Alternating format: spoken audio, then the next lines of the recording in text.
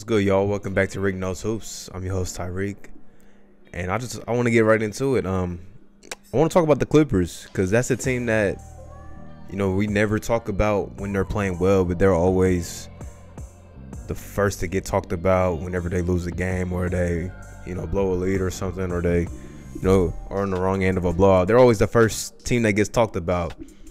But really, they've been excellent this season. I believe they're the best team in the NBA as of right now. They just got to win the night in Cleveland, second night of a back-to-back. They played the Brooklyn Nets last night. It was a closely contested game.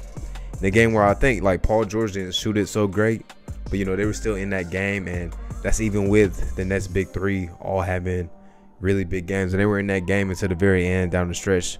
Ended up losing that one, but the Clippers they've just been so excellent this season, man. And I want to focus on Paul George because he was the one taking most of the flock last season. He was the one taking most of the blame, honestly. Some of it may have been self-inflicted. They're second in the West right now, so they're not the best team. They were a couple of days ago, but Utah's still the best. But yeah, Paul George, he was taking the bulk of the blame last season. I mean, some of it was kind of self-inflicted. He did, I think, bring it on him because he would just make slide comments, blaming it on having the shoulder surgeries and stuff, or taking shots at James Harden for no reason, just stuff like that. But I like the way that he's bounced back this season. He said on All the Smoke with Steven Jackson and Matt Barnes, he told him, he said I'm back. This is the healthiest I've been since he had that MVP candidacy season, when he was really good his last year in OKC. And then he said he's back with his trainer from that year, and he said, I'm not gonna say the exact quote, but he said basically he's gonna be giving people the work pretty much. And he's been doing that so far this season. I mean, he's basically 50 40 90, shooting 45% from three. I mean, even though his scoring numbers aren't the same from that season, his efficiency is it's amazing right now. Paul George, he's always going to bring it on the defensive end too, and he's a big reason why this Clipper team is as good as they are, and they're flying under the radar. And I think that's good for this team because I know we're waiting for them to show it in the playoffs, consistently in the playoffs, and just be that dominant team that we all thought that they were going to be last year. At least most of us thought that they were going to be last year. But I like the position that they're in right now. I definitely do. And Kawhi is just doing Kawhi-like things. Even though even his counting stats aren't amazing, but they've just been such a good team. And shout out to Tyronn Lue for coming in, and I think just resetting the culture a little bit. They just seem a little more, there's less drama there in Clipperland right now. And the triangle offense it's been pretty good. I mean, Paul George has been the main ball handler. His assists have been up. Kawhi's assist, I think, might be at a career high right now. So that's just that's good for them to see. And they beat Cleveland tonight, second night back to back. Cleveland's not a slouch of a team. Cleveland's I've talked about them a lot. They're a pretty good team. They're competitive, and Paul George took off in the third quarter. From that point on, it was their ball game. I'm gonna touch up on the Philly and Hornets game. I didn't get to watch it, but I just want to make the note. Philly's still number one in the East, and this is the latest they've been number one in the East since 2001, which was AI's MVP season when they went to the finals. So it's just a cool note. And with their starting lineup of Simmons, Seth Curry, Tobias Harris, Danny Green, and Joel, they're 11-0. Actually, now 12-0 because they won this game against the Hornets. 12-0 in the season. And Joel, he feasted against the Hornets pretty much he's been doing all season long, especially against a team with no quality big man. Honestly, I mean, no disrespect to Bismack Biyombo or Cody Zeller, but that's not really a great big man core to have. But I mean, the Hornets, they're competitive, and this is a game that you expect Philly to kind of take. Gordon Hayward had a good outing though, but Joel's been just doing Joel-like things. Miles Bridges and that LaMelo connection it's always fun. It seems like they provide a highlight every night. I don't know if you guys saw the Miles Bridges windmill, but that was a great play. Shout out to Miles Bridges. He's been really good this season. And I want to take this time because I didn't get to make the video the other night. Malik Monk had a career night. He hit, I think, 9 threes against the Miami Heat the other night. They won that game in overtime. He had 36 points. I like to see Malik Monk, just get playing time and perform, because when he came out of college, he was one of my favorite guys to watch when he was at Kentucky. He had some big games, especially against my Tar Heels. He had some big games. So, but I was always a fan, and I was just kind of, I like to see him play well, because I think he has potential. Like, he could be one of those like Jordan Clarkson type guys, J.R. Smith type guys that come off your bench and just can really get buckets. I think he can be one of those guys, for sure. And that was against the Miami Heat. And I want to talk about Miami too. Is it time to start worrying about them?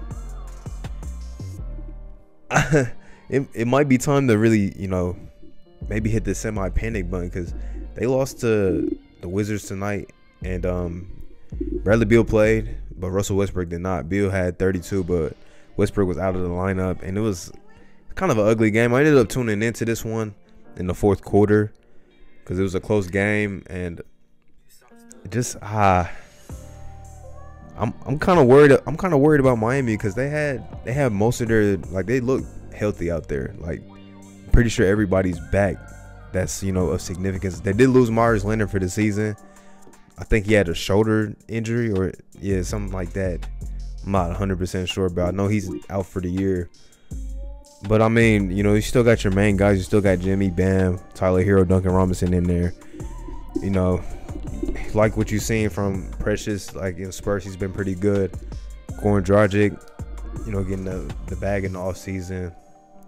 You still got your guys there, and I don't know. I don't want to hit panic too early, but it's getting to that point where it really might be panic button time. I mean, they still look like a little fatigued. I just don't know what it is. They just don't seem like they had that same impact that they had last season, man. Even before the bubble, like, they were still one of those teams, like, you watch night in, night out, it's like, okay, Miami, they got it for sure. But I'm not really I'm not 100% sure this season. 7-14 right now. That's just not something anybody expected, especially after the run that they had. And I'm getting the vibe, like, Tyler Hero had a good rookie year. He had a really big bubble, and he played well in the playoffs. It seems like, because there was a lot of hype surrounding him, like with social media, all that. A lot of hype. That Devin Booker comparisons, which that has to slow down. That's just putting a lot of pressure on Tyler Hero to live up to some crazy expectations. But it kind of reminds me of, like, Jason Tatum in his second year, like, on a different level though. But it kind of reminds me like that, because Tatum had a bunch of hype going into year two. Like, people were saying, oh yeah, he's gonna be an all-star this season in year two, and it didn't happen like that. I mean, numbers got better, but you can see the development just wasn't there that everybody expected. And I'm kind of getting that vibe right now from Tyler Hero. I mean, he's had a couple big games so far this season, but overall, it just hasn't been consistent. And he's gonna be expected to provide big games for this Heat team. Him, Duncan Robinson, they really just got to be shooting the lights out, which Duncan pretty much always does that. But this is one of those games that you expect them to win, and this is a bad loss, and you pile that on with what happened against the Hornets, Malik Monk giving them the business. It might be time to worry in the 305. Honestly, I'm not gonna lie to y'all. It might be time to hit a little bit of a panic button. So we'll see what Coach Spoelstra and maybe Pat Riley have up their sleeve to wake the team up, or make some improvements, because right now it's looking a little scary down there in South Beach. Next, I gotta talk about the C's and the Kings. For some reason, these games are always like, they go down to like the very last shot. It seems like every time these teams play. I think it happened twice last season, and it happened pretty much again tonight. I mean, Kemba didn't play for Boston, and Marcus Smart is out too. He got injured against the Lakers. And you can tell, I think they miss Marcus Smart more than anything. Kemba's been pretty poor since he came back. I'm gonna try to give him some time though, because he's coming back from that injury. But you can just tell Marcus Smart's impact. You can just notice when it's not there. And flipping to the other side, Tyrese Halliburton. I was on the hype train before the draft. I was saying, like, this is my favorite prospect, if not one of the top ones for sure. And the Kings, they got them. I don't want to say it's still, but they just got the perfect guy for their team. I think he's gonna be one of those players that's just gonna be in the league for a long time. He's gonna be one of those excellent glue guys, like, at worst. I think he has a higher ceiling than that, but I think at worst, he's just gonna be one of those glue guys. And he's like everything that Knick fans want Frank Ntilikina to be. Frankie Smokes. He's everything that they want Frank to be, and he's doing it as a rookie. No, he did spend an extra year in college. You know, he wasn't a one and done, but still, if somebody's so young, his basketball IQ is off the charts. Like, you see it. He just makes so many smart plays. Like, there's a play at the end of the third quarter where Buddy Hield, he took the final, like, he was looking to take the last shot, but he took it like with like 2 or 3 seconds left. He took it early from like pretty much half court. And Tyrese Halliburton, he's running at half court. He sprints all the way down when Buddy shoots, and he grabs the rebound because it just hit straight off the backboard. Grabs the rebound and then like hits like a nice reverse little layup at the buzzer, and it was just like everybody gave up on the play but him. I mean, he's just one of those players. Ultimate hustle, ultimate basketball IQ, and he has the skills too. Like, when he's open, he's gonna knock down that jump shot. Even though his jumper is not conventional, if you want to say, he's gonna knock that thing down. And you know, he's one of my favorite players already in the league. And you know, hey, if you guys aren't familiar with him at all, definitely just get used to him, because he's gonna be a name that's gonna be around the league for a long time. Also, De'Aaron Fox had a big game. I think he had 26 and 11 assists, and down the stretch, he was hitting some big shots. Hit a big 3 in the fourth quarter, and then he hit a big mid-range pull-up. I think that pushed the lead back up to 4. You know, he made some big plays. Jason Tatum was a rebound shy of a triple-double. I just like seeing Tatum. He's doing exactly what I want him to do. He's developing, I think, how to navigate closing games. And I like to see that. You know, he's really like, he's learning, you know, when to make the right play, when not to. He knows when to like pretty much go to the bucket. I mentioned it in the last video when they played the Lakers. Like, he was just doing smart things. He wasn't taking, you know, the side step 3 when it wasn't necessary. You know, that shot's gonna be necessary, but you know, down the stretch when you guys need a bucket, you know, go ahead, take it to the cup, because if you get a step on somebody, it's gonna be hard to stop you getting to the bucket. And he did exactly that tonight. Boston was down by 4. He got a little, you know, pick and roll action with Tice, or his little dribble handoff action, and he got the step on his defender, and he got the N1 because of it. Because it's hard to stop Tatum when he gets a step on you, because you know, he's so long and he's so good at finishing at the basket. And you know, he's getting even better at it now, and he's also developing his playmaking, which I like to see. I think he's starting to round out his game, and I like to see that from him, because he's just somebody that has, like, you know, MVP type potential. Like I said before, he just has MVP type potential. But I think sometimes he makes the game harder on himself than he has to. But you're starting to see that development from him, and I really like to see it. Also, I think Jaylen Brown, like, if he's on All-Star this season, I don't know what's going on with the league, but he has a really good case of being a starter also. So, you know, that's pretty much just my takeaways from that game.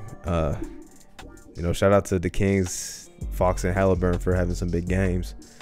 The only other game I tuned into, but I ended up turning it off for the Wizards and Heat game, was the Spurs. But they were getting blown out when I was watching, so I'm like, okay. Now I check back in and they're winning. I'm like, what happened? Like, they came all the way back. I mentioned this a while ago. Like, this Spurs team is fun. Like, I love watching them. I like watching DeJounte Murray, Keldon Johnson, Lonnie Walker. But DeMar DeRozan's that dude still. I mean, he's always been a really good player. You know, somebody that I think, you know, people just looked at when he was in Toronto, like, okay, but can you do it in the playoff type?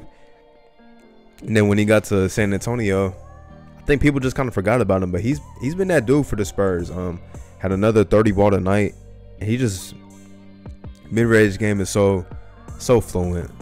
It's an art. You know, it's really an art to it. And you know, the Spurs team is actually good. They're competitive, and you like to see it. They beat Boston last week. You know, nice win tonight, even though they were down to Minnesota by almost 20 when I was watching. They were down by like 16, 17. And, you know, they were able to come back and win this game. So, and for Minnesota, if you're a Timberwolves fan, I'm sorry. It has to be hard. It really has to be hard, but yeah, I feel bad for those guys, but man, Malik, I guess the one takeaway, Malik Beasley's been getting buckets this season. I didn't know he was averaging 20 points and he had another big game tonight, scoring the ball. I didn't know he was averaging 20 points, but there's not really much to take away from this team. It's bad. I feel like Cat, he's going to be a disgruntled star probably soon, but I don't want to say that at the same time because we still haven't seen him and D'Angelo Russell really play together. But even that, like, even if those two are like super elite together, they just don't have the pieces like surrounding them. Like, they need elite defenders around them, and they don't have that anywhere. I mean, Josh Okogie is your best defender. He's good, but you know, you need more than just one good wing defender around him. You know, Malik Beasley's not really known for defense. They don't even have somebody next to Cat that's a good defender. I mean, the one dude they had, Rondé Hollis-Jefferson, who was a quality NBA defender, they waived him. So I don't know what's going on in Minnesota. I don't know if it's ownership or you know, front office. It's just bad. I feel bad for the Timberwolves, and that's too much Timberwolves talk. The last thing I want to touch on, the Bucks beat the Pacers. Giannis had a triple-double. I didn't get to watch that game. The Bulls lost to the Knicks, but they were getting blown out at one point, but they ended up making it a competitive game. Didn't get to watch that one either. It just wasn't a game that kind of intrigued me at all. And by the time I checked, it was like a 20-point game, so I wasn't interested. But the last one was the Pelicans and the Suns. So Zion just, JJ Redick said this on his podcast. He said Zion's the only player I've ever seen like who gets like 10 layups a game to a strong hand. And if you really just watch him play, he's gonna get like 8 to 10 layups with his left hand every time, like almost every game. It's crazy. It's like, even if he gets forced to the right, he's going back to, like, he's getting back to his left hand somehow, some way. But you know, he had a big game. They said a stat during the telecast that he's played now 44 games, I believe, 20 this season and 24 last year. Yeah, I don't think he's missed a game this season, so that's good for Zion.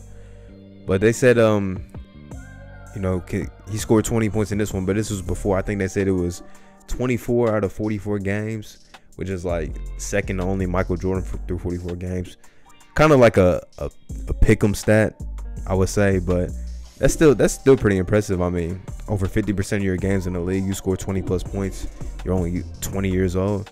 That's pretty impressive. I mean, we know Zion got that talent, man, and I feel like he's looked pretty good this season. We still like to see this team just fit, make it a little easier for him. It would be scary to see what he could do with so much spacing. Him and Brandon Ingram with actual spacing, that would be scary. So, but I mean, they're trying to make it work right now. It's still definitely a work in progress. I mean, I wouldn't be surprised if, you know, teams are calling the Pelicans to see, you know, what's up with Lonzo, what's up with JJ Redick, what's up with these guys, Steven Adams, like, what's up with them. So definitely wouldn't be surprised, but you know, good sign for Zion.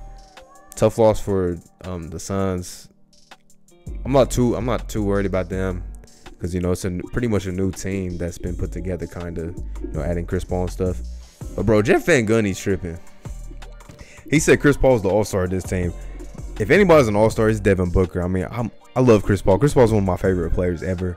But Devin Booker's the all-star of this team. Like, don't get it twisted. I know Chris Paul's impact is ridiculous, but don't disrespect D-Book. Let him get his all-star accolades up, because you know, he's the engine of this team. You know, just let him get it, Jeff Van Gundy. I understand what you're saying, but you know, cut it out, man. Cut it out. Almost forgot there's just 2 more games, but I'm not gonna be touching on too quick, because one was OKC and OKC and the Rockets. OKC blew them out. Kind of a bad loss for the Rockets. Shai Gilgeous-Alexander did not play, but shout out to Darius Bazley for having another good game. He put up some good games early this season, so you know, I love to see, you know, D-Baze hoop. You know, Ohio guy. I love to see it. And also somebody that, you know, started, I think, you know, kind of made the G League, you know, interesting route for young prospects. So I love to see that. And then the other game, I tuned into it for a little bit, was the Mavs. Porzingis looked a lot better this game, and you know, they looked better as a team. They almost blew it at the end, but they were able to hold on and beat the Hawks. Luka almost had a triple-double. That's just Luka-like things, but Porzingis had a really good game. It's pretty much my main takeaway from that. You want to see him get back to all-star caliber form for this team to get back on track, but that's a good win for them on the road in Atlanta. But yeah, that's a wrap, y'all. Thank you for tuning in. If you got to the end of the video, leave a like and subscribe, because you must have enjoyed something, and share if you can. We're almost to 100 subscribers, so I just want to thank you guys once again, for being so great. And I'm gonna be back next time, possibly tomorrow, with another video. Depends on how the game's looking and stuff, if I got a topic that I want to talk about. But I appreciate you guys always, and I'm gonna be back next time. And also, this shirt, my guy Sabian Doolittle, I'm gonna tag his brand page in the description, so make sure you guys check him out for me, man. That's my guy, one of my biggest supporters. That's my guy, so make sure you check him out for me. Maybe cop some merch if you all want to. But I'm gonna be back next time for sure, y'all. Peace.